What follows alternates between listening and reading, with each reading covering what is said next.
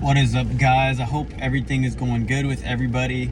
So I'm sitting at work right now and I'm kind of bored. We're just my security company's hired to watch the city contract, and what they're doing now is clearing out the canals that have a bunch of homeless people in them, a lot of drugs and stuff in there, and basically we're just making sure everything's, copacetic. But right now we're not really doing much, so I figured now is a good time to make a video and update on my symptoms and stuff. So yeah, with me, I think my last video is about a month and a half or 2 months ago. Basically I've gone completely back to living like I'm not having reflux, and what I mean by that is eating pretty much whatever I want, or if somebody invites me to get whatever to eat, I don't think about it too much. I don't change my lifestyle too much around it. And it has been amazing to have that part of my life back where I can pretty much eat the regular foods again without feeling like I'm, literally dying and suffocating from all kinds of mucus and, a whole bunch of nasty stuff, and having all kinds of coughing and feeling so uncomfortable. With that being said, though, I do still have throat clearing, and it's sometimes significant throat clearing. It's, again, nowhere near is what it, even close to what it used to be like. I'm 10 times better. There's no breathing issues. There's none of that. It's just still an uncomfortable, kind of nagging feeling in my throat after eating certain trigger foods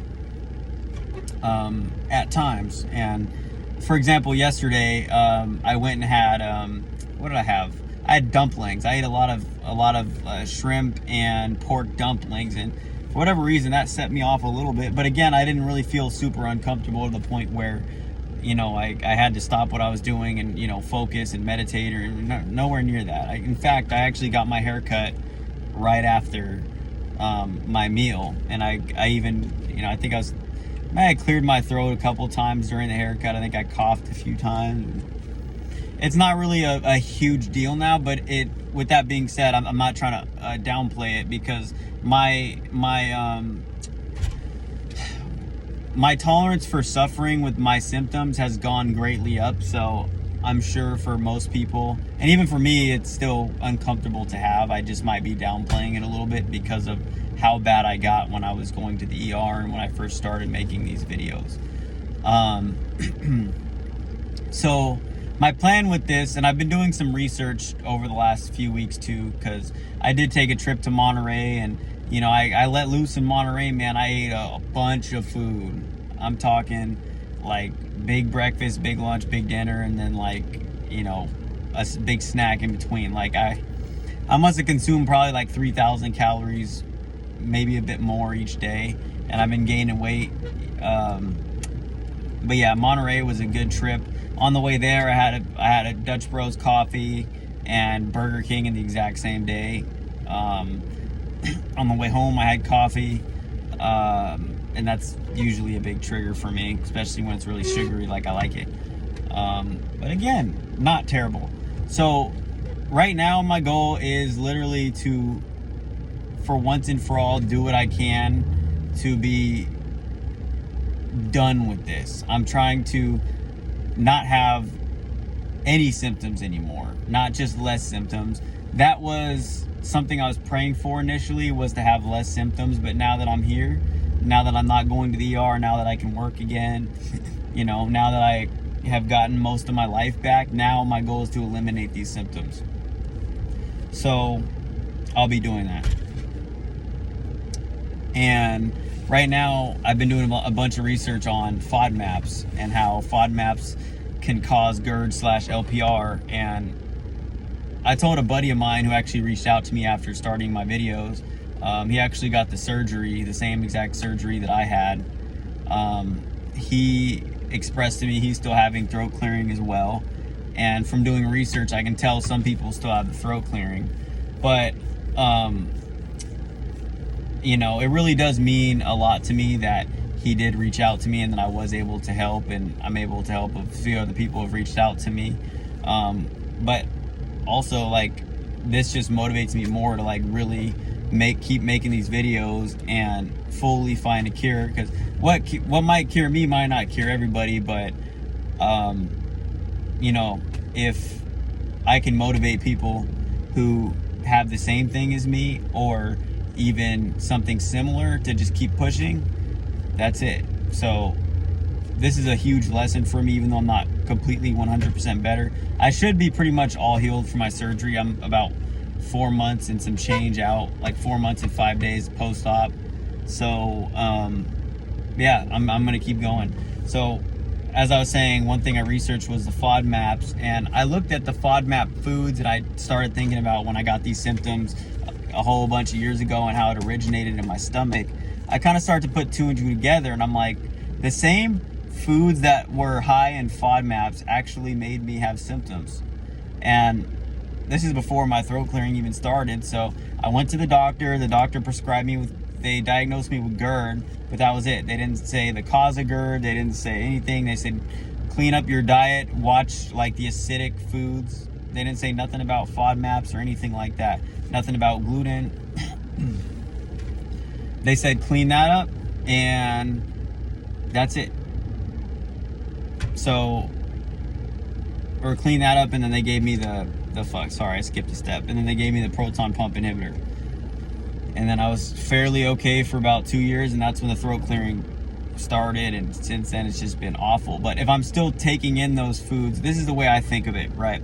So if I'm eating high FODMAP foods, and that's in turn causing my stomach to be disruptive and causing more pressure, and I did feel pressure, like I was always a runner. Whenever I ran or I did ab workouts or anything like that, I always had, you know, pressure coming up. I always had it. So that just is another thing in my mind. I'm kind of like a detective, you know, figuring out my body right now, because I'm really just trying to rid myself of all these symptoms. So that's another thing that kind of points me to the FODMAPs.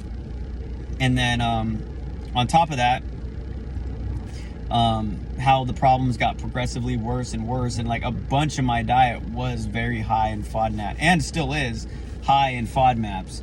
So the only difference really that changed in between these different phases of me being put on the PPI and being put on, or after my surgery, is this. So when I first had my stomach symptoms, I was miserable all the way up until my PPI, and then the PPI, you know, I took it, and then my stomach symptoms calmed down, but I still had the, you know, the gas coming up. And that wasn't a main symptom of mine, because, you know, I'm thinking like, okay, well, this is probably normal if I've had this my whole life, and it wasn't uncomfortable. But I was just happy that my stomach problems were pretty much cured. But if I'm still refluxing things because of that pressure, because of the high FODMAP foods that I'm, you know, ingesting, that could cause the other stomach enzymes like pepsin and the other stuff in my stomach to be refluxed up still.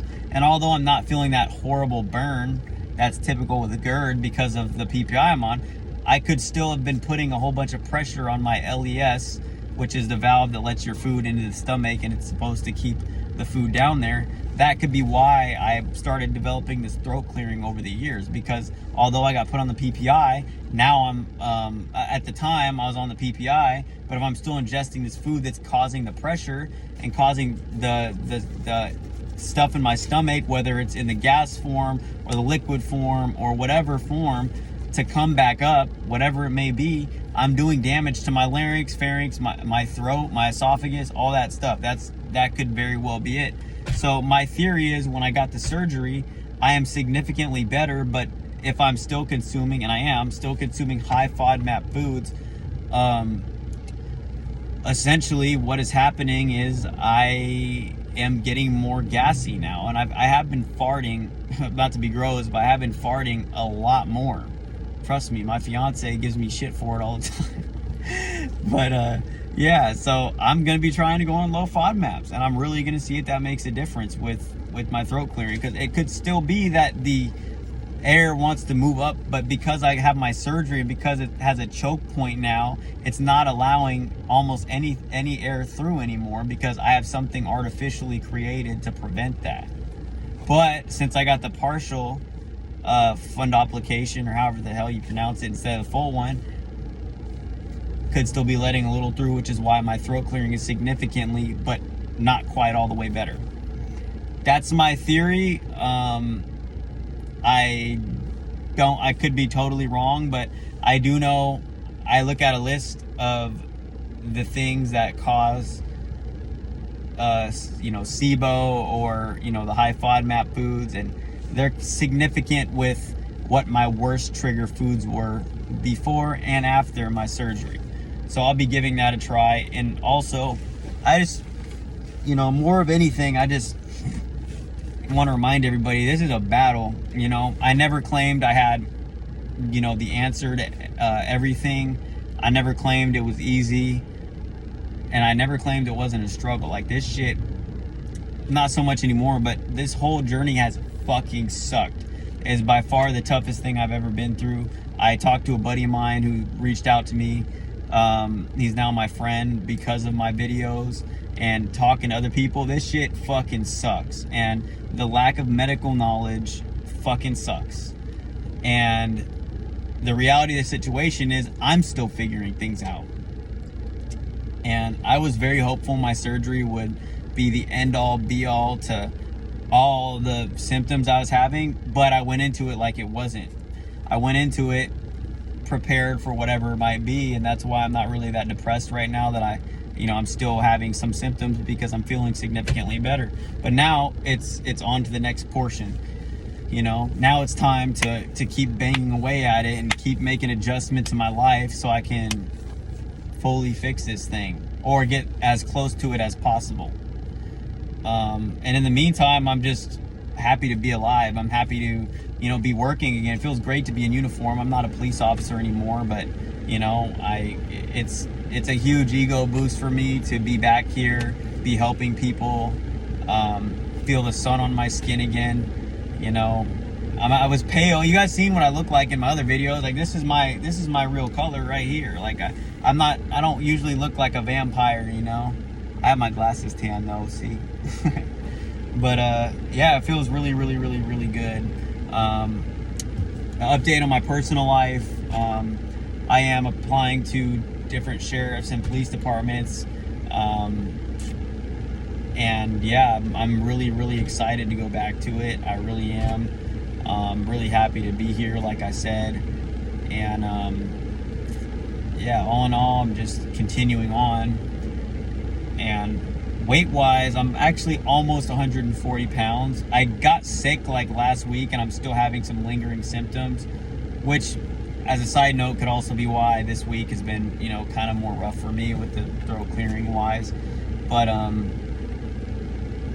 yeah, I'm almost 140. My goal after that is to get to 150, and once I get to 147 officially, that'll be the heaviest I've been in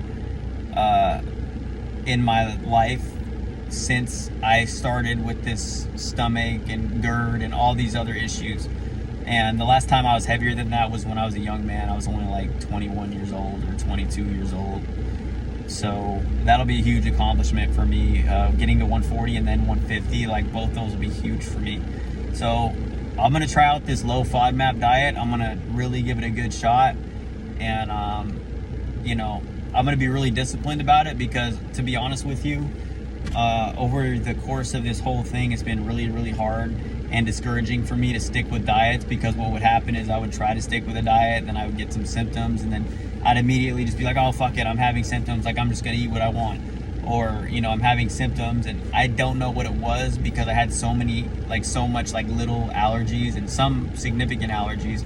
Nothing like anaphylaxis or anything, but I have so many allergies on my allergy chart, and different theories I had, like trying low histamine diets, or is it the gluten, or is it FODMAPs, or whatever. But now I'm really going to be disciplined, sticking to the low FODMAP diet. And I'm not going to go crazy where that's like the only thing I'm going to eat, but I'm going to significantly reduce the amount of FODMAPs that I eat. I'm going to go out of my way to eat more rice instead of, anything grainy, or not grainy, but, like any gluten, anything gluten-y or anything like that. And then yeah, stick to the lower FODMAP foods, because I really want to see if this is the case. You know, I want to give it a good shot. I think I'm going to try each segment for about 2 weeks. If I really don't notice a big difference with the low FODMAP foods when I'm eating a significant amount of the low FODMAP foods, I'm going to try low histamine. But I do have a feeling that the low FODMAP diet will help me significantly. I'm trying to think if there's any other updates on my end. Look, I really don't want to downplay like how much better I've been feeling. Like, I know I was kind of negative in this video, or you can perceive it as negative, but it really has been a giant difference, like a huge difference. So take it with, however you're gonna take it. But no matter what happens, you just got to keep moving forward, and I got to keep moving forward, and we all got to keep moving forward. And every single day it's just a battle. What matters is just not quitting, and always adapting and overcoming. My history teacher, when I was in high school, always wrote a quote on the board, and I'll never forget it. It said, adapt and overcome. And that was there every single day, and I'm in high school at the time. I wasn't thinking too much about it. I was like a freshman or a sophomore, and I didn't really think too much about it. But now that I think about it, like, that's a really huge thing to live by. Just constantly adapting and overcoming obstacles. That's it. So I hope you guys are doing good. That's my update. I'll do another update. I'll do it pretty soon. I'll do it in like 2 weeks or so, just so I can keep you guys in the loop. Other than that, I hope everybody has a good day. Take care, all right?